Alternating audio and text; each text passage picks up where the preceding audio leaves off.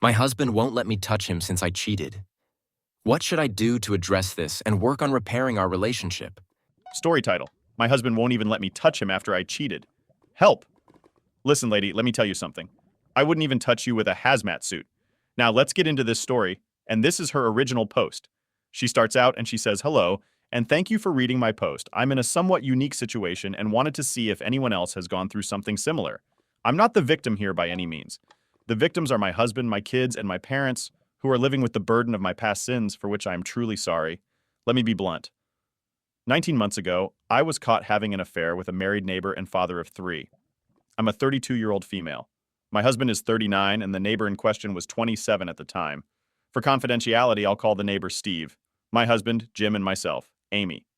As stated, I made a terrible mistake having the affair with Steve, which began a little over 2 years ago. Okay, wait a minute now. She said 19 months before all that's when she was caught. So she was caught in 19 months ago.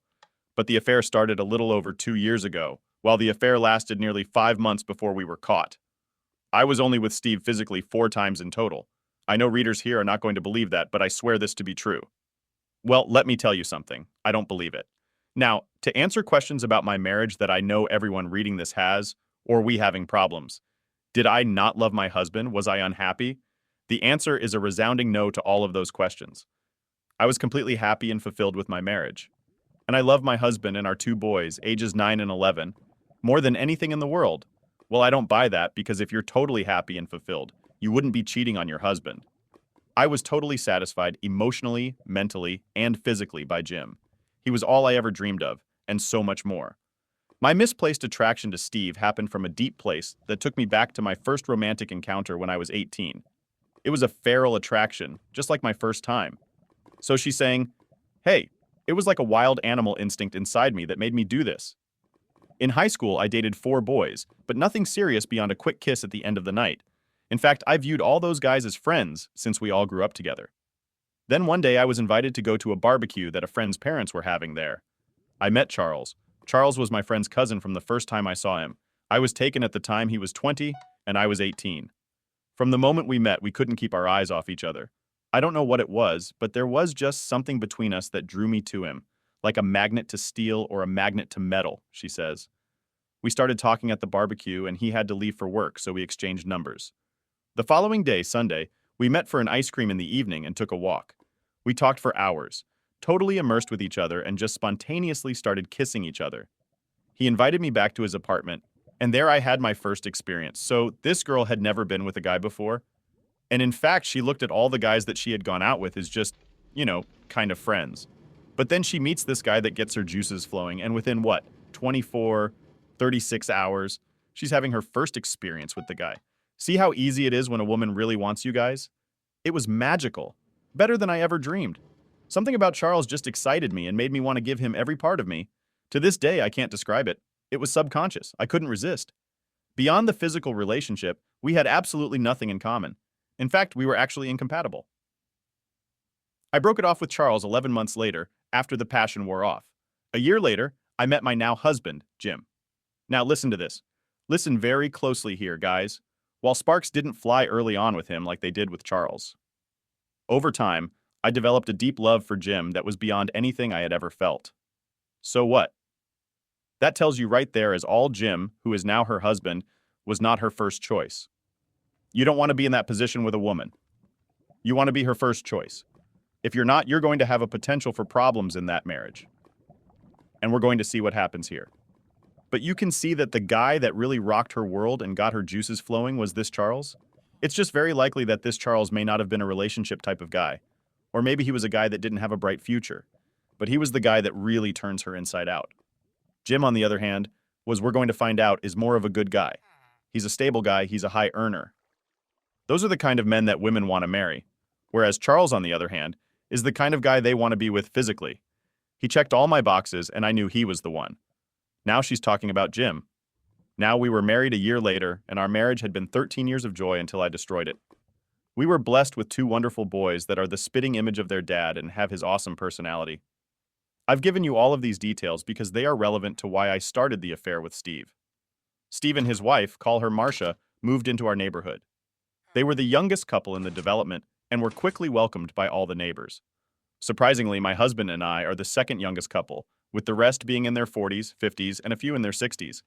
Steve and Marshall were invited to a neighborhood picnic, and it was there that he and I first locked eyes.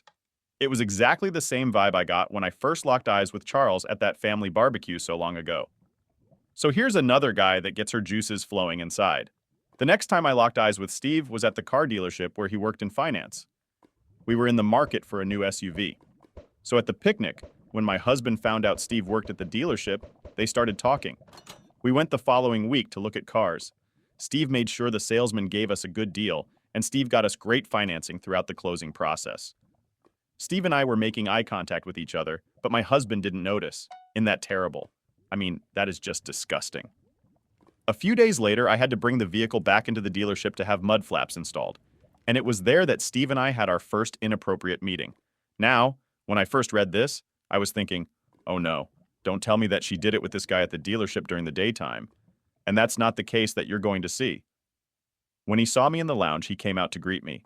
He asked me to come back to his office as he had some additional information about the financing to discuss. We sat down and he got coffee for the both of us, and we started chatting just like I did with Charles.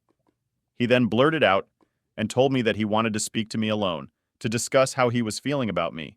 He said he felt such a vibe and said he saw me glaring at him. I told him I feel something, but it's wrong. He said he knew it was wrong, but didn't care. He wanted me.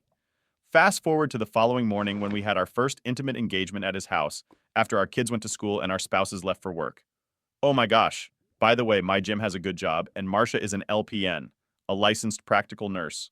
As I stated, Steve and I only had physical relations 4 times during the entire 5-month period. There was absolutely no love connection between us as I loved Jim and Steve loved Marcia. What we had was just physical, and I have to be honest, the physical part was not as good as what I had with my husband. Not even close. But it was forbidden and therefore thrilling. And dangerous, I guess. Looking back now, I think being a stay-at-home mom for 11 years made me desperate for the attention I was getting from this attractive younger man. I just thought I could have this secret adventure for a while and still maintain a loving and fulfilling marriage with my husband.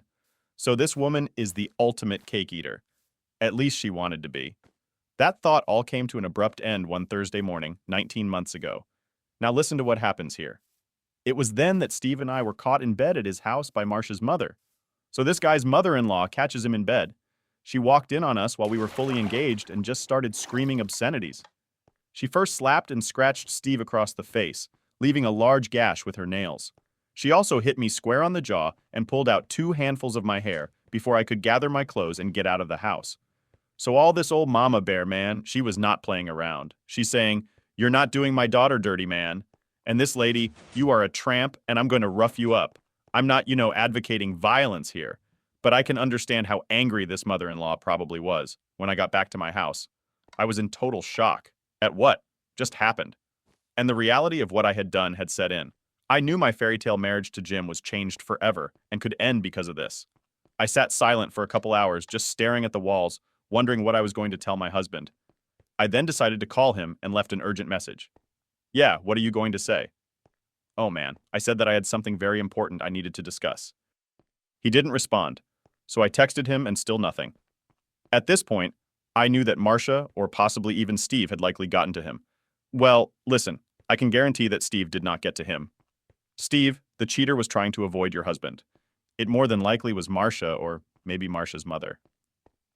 A few minutes later, Marcia and her mother showed up on our front porch and started banging on the door and on the bay window, screaming for me to answer. I didn't. They were yelling obscenities and said they knew I was in there and to open up. I was scared beyond belief and thoroughly embarrassed. Thankfully, my boys were at school when this happened. They finally left and I lay down on the couch crying. I fell asleep briefly and was awakened by the sound of a car door in the driveway. I looked out and saw my husband. I ran into the bathroom to splash my face and look into the mirror before going back into the living room to greet him. When he opened the door, but he didn't enter. Instead, I saw out the window that he was walking down the street towards Steve and Marcia's house. I watched him as he walked down there and entered, where he stayed nearly 3 hours before coming home. So I wonder what Jim was doing down there with Marcia. When he came home, I went to hug him and he just kept me away. I then started apologizing, and he said that my apology was not accepted and he wanted me to leave now. I fell to the floor crying and begging and told him I didn't want to go, but he insisted. You notice how in all these stories the women always go to their knees and start, being subservient and begging. It's just like a ploy. It's like a standard ploy from their playbook. He then called my mother on the phone and told her what I'd done and asked her to come over and pick me up. Mom came over. When she arrived, she apologized to Steve and forcibly convinced me to go back to her house for the night. She then helped me pack some clothes, and I left crying, asking Jim what he was going to tell the kids. He said he would take care of it, and I left brokenhearted and ashamed. Well, I applaud the husband here for saying, hey, I'm going to talk to the kids, because I think the kids deserve to know now they are young, so he has to handle this the appropriate way. But I think it's important for him to tell them truthfully what is going on and what happened that night. I called Jim, and to my surprise, he answered. When he did, he just said hello and went silent. I told him it was me and that I was so sorry and that I would never do something like this again. I also told him that I will spend the rest of my life making it up to him. Jim said nothing and just asked me if I had anything more to say. I said no and asked him what he was feeling. He told me, you know what I'm feeling? And I started crying. He then said he wanted me to stay at my parents' house for a couple weeks before I came home. I reluctantly agreed, but asked when I would get to see him and the boys again. He said he doesn't want to see me now, but agreed to have a brief call with me every evening at 9 o'clock. We ended that first call with me saying, I love you, and Jim saying nothing, just hanging up. Well, what did you expect him to say? Oh, I love you too. After you just cheated on the guy. Come on. Our call the following night went the same with me apologizing, and Jim being silent until I quit talking. He then told me that he wants a divorce. Good move, Jim. Hearing this, I melted and begged him for another chance. He refused and said he knows he'll lose half his hard-earned assets. Then in the next breath, he said he'd give me everything he owns if I just disappear and leave him and the boys alone. So this guy, at that point in time, is thinking, I just want to get this woman out of our lives. I broke down and told him, you don't mean that, Jim. And he said, yes, he does. We ended the call and I cried all night. I then started thinking of what I could do to make him stay and came up with a plan to offer him a postnuptial agreement that would be so favorable he couldn't refuse it. All I wanted was to get a second chance to prove my love to him, no matter what the cost. The following week, while Jim was meeting with his divorce attorney, I was meeting with a divorce attorney myself, not to prepare for divorce, but to create a postnuptial agreement to present to Jim before I received the divorce papers. I went to 4 different attorneys before I found one who specialized in postnuptial agreements and who was willing to create such a lopsided agreement. Lopsided in that my husband would receive nearly all the benefit in exchange for remaining married to me for a period of time, thus giving me a second chance at love. Unfortunately, Jim's attorney completed the divorce papers in just 11 days, and I was served at my parents' house. 2 days later, I had Jim served with a proposed postnuptial agreement. We talked that night after he read the proposal. He was a little surprised at what I had to offer, and for the first time, I could sense the caring person I once knew coming through, not the angry man who had been so robotic and cold for the past 2 weeks. Well, how did you expect him to be warm and loving? Financially and personally, the agreement is a complete and total win for Jim and an opportunity for me to prove to him I'm worth keeping. I'm not going to get too specific on what the postnuptial contains, but I will confirm that it does enable Jim to keep nearly all of our marital assets if we stay married and living together for at least 30 months. Additionally, if I were ever to be unfaithful again and we divorce, I lose all claims on our marital assets. I get nothing and forego any alimony and child support payments. The agreement also calls for me to get a full-time job within the next 6 months and begin contributing to an appropriate share of our household expenses. Finally, my husband can see other women if he chooses throughout the remainder of our marriage, so she's offering him an open marriage. I know Jim would never be unfaithful. It's not in him. But I want him to know I love him enough to give him this option. No, the reason why you're putting it in there is because, like you said, that's not him. And he's never going to be unfaithful. So you have no risk there. Don't try to fool us. To my surprise and delight, Jim accepted the offer with one additional stipulation. Jim, what are you doing? You need to divorce this woman. The clause Jim wanted added stated, there is no requirement for us to sleep together or to have any type of marital intimacy during the remainder of our marriage. I was saddened and hesitant to agree to this, but finally did as I felt with time I would win back his respect, trust, and passionate love. Things have not gone as I thought, and that's why I'm here. We are now 17 and a half months into our second marriage, as I call it, and our relationship is one of being housemates, raising our boys. Don't get me wrong, I thank God every day for the second chance I've been given. But what we have wouldn't qualify as a marriage. It's more like we are 2 divorced people cohabitating. Since my affair, Jim has shown absolutely no affection towards me whatsoever. And I mean nothing. Not even a kiss or a hug. So she's saying in 17 and a half months, this guy has totally avoided any contact with her, any physical contact, even something so innocent as a kiss or a hug. He won't even let me near him to express any type of affection, although I do get in for a hug and a kiss occasionally before he can block me. But I can tell he doesn't like it, so I don't do it very often. Even so. Now listen, the old Jim here. Even so, he requires me to submit monthly to at-home STD testing. So even though he's not touching her, he's saying, "Woman, I don't trust you. So therefore, I want you tested every month for STDs." Oh, wow, man. Also, since the affair, Jim will not go out in public with me, even to family events. Well, he's embarrassed of you. He's ashamed. When our boys have games, we alternate. Who takes them? When it's my turn, Jim shows up at the games, but doesn't sit with me. Instead, he normally stands on the sidelines with other fathers and acts like I'm not there. The only time we go out together is when we go out of town or on vacations, which we do often when we travel. He orders adjoining rooms with 2 queen beds each. The boys stay in one room and we stay in the other in separate beds. I look forward to every trip as these are the times we are closest, and where I've almost been able to break through to him. I've pointed this out to Jim and have suggested moving from our neighborhood, as I know. If we did, we could start anew.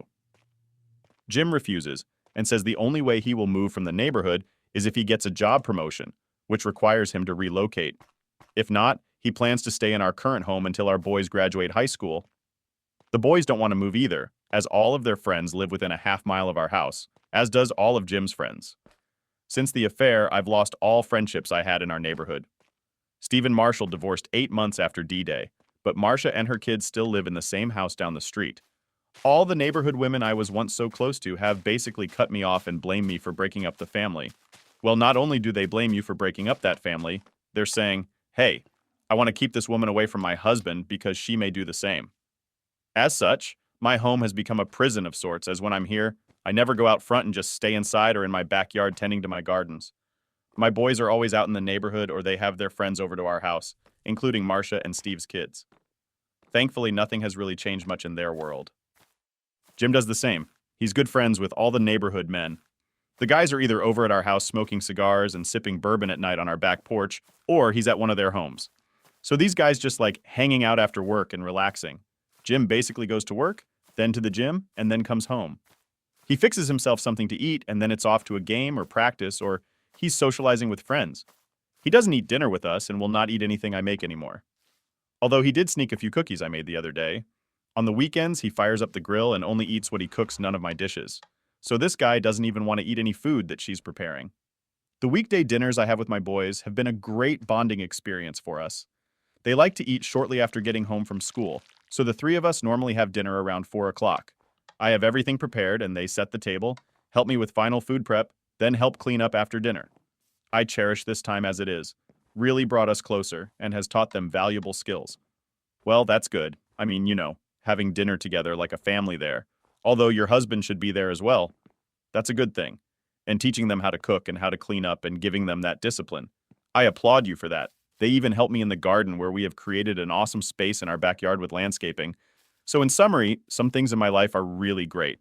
While some aspects are just awful, I guess this is just a long way for me to ask whether you think this marriage is worth continuing as is. Or if I should just let Jim go now and give him the financial benefit as if he'd stayed with me. I know deep down, he's not happy. How could he be? It's clear he no longer views me as his wife or lover, just as a co-parent, which we are both great at. By the way, I love Jim so much and will carry the burden of what I did to him for the rest of my life. I want nothing more than to get back to the loving relationship with him I once had, but I don't think he will ever let us go there. See, now she's blaming him again. She's saying, I don't think he will ever let us go there. Let me know what you think I should do. I'd really appreciate any suggestions anyone has for how I could successfully earn back the love and trust of my husband after betraying him so brazenly. Thank you, Amy. Amy, let me tell you something. You're never going to win back his trust. I don't care what you do. The trust will never come back. And the love he still has for you is different now than it was previously. And it's never going to be the same. Therefore, my recommendation to both you and Jim is to divorce. Go your separate ways and rebuild your lives. That would be the best thing for you, your husband, and for your children. Okay, now let's take a look at a few responses that she got from the community. But before we do, I want to remind you, if you are liking what you hear so far, Hit that like button that will help get this video seen by people all over the world. Now let's take a look at some of these responses that she received. The first one's from a woman. She says, Amy, I think, in your case, what will draw your husband back to you is distance. You should stay married, but separate for a while. Rent an apartment somewhere nearby so you can still have that quality time with your boys, as they say. Distance makes the heart grow fonder, and I think Jim will quickly realize this. I do hope you work things out as you seem so well matched. Well, I don't think they seem so well matched. I think they're opposites, to be honest with you. The next response is from a man. He says, if you really love your man, as you say, you will set him free and allow him to keep the majority of the fortune he built. You've already taken his pride and dignity and destroyed his soul. Isn't that enough for you? He'll never trust you again because you are untrustworthy. If another Charles or Steve crosses your path in the future, you'll do the same damn thing. Well, I have to agree with this guy because she's obviously got a type of guy that she is just attracted to. And as she said herself, she admitted it's like a feral attraction, like a wild animal. She's not going to be able to resist it. The next response is from a woman. She says it's clear that you are physically attracted to a certain type of man and are mentally attracted to a certain type of man. With Charles and Steve being the former her and Jim the latter in your 20s and 30s, that physical attraction is much more powerful. But I assure you, in time, the mental attractiveness and love of a good man like Jim is far more important. Hang on to him. So this woman sounds like she speaks from experience here. And the final response is from a guy. He says, women like you are the reason I've not yet married. It amazes me how you can go for years being a loyal wife and then immediately hop in the sack with any strange man that gets your juices flowing. I just don't understand this. I encounter beautiful women all the time, but I would never think of doing anything with them because I'm in a relationship with my girlfriend. Good grief, he says. And now for the updates. And she's got two updates here. She's got an interim update and then she has a final update so we can see how everything turned out. So her first update here comes 7 weeks after her original post. She says, I've come back to give an update on my situation. Last month, I took the advice that a number of you gave me and decided to move out of the house for a while to give our marriage some space. I got a short-term rental on a nice furnished apartment nearby and have been living there ever since. Why miss not being in the same house as my husband and my boys and miss my gardens? It has been a relief getting out of that neighborhood.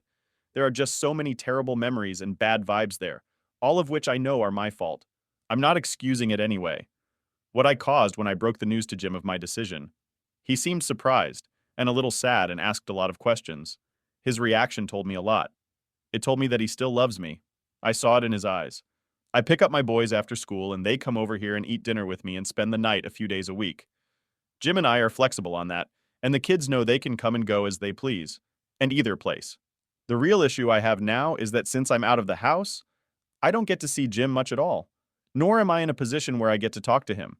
So I end up calling him, asking him stupid questions multiple times a week just so we can keep in touch. We've had a number of long conversations, sessions about everything and nothing at all recently, which is another indication that the man still loves me. I know I love him. That's all for now. Thanks, and take care. And again, we have another situation here where this woman, the cheater, is slowly reeling. The guy back in, you can see him starting to break down. He was sad that she moved out, and now he's talking to her, having long conversations on the phone. Be strong, Jim. Be strong now for the final update. And this final update came 5 months after the update we just reviewed. She says, I've delayed coming back to update as I wanted to give time to enable me to provide a complete perspective to my situation. What a journey. Talk about a roller coaster. Life definitely has its ups and downs. First, the downside. After 2 years into our second marriage, Jim decided that it would be best for us to divorce. Now, what she's talking about here when she's referring to her second marriage is since they put that post-nuptial agreement in place. Jim said while he still loves me and would like to possibly reestablish a romantic relationship at some point in the future, he just can't do it while we're married. I don't understand what he means, but he explained it something psychological.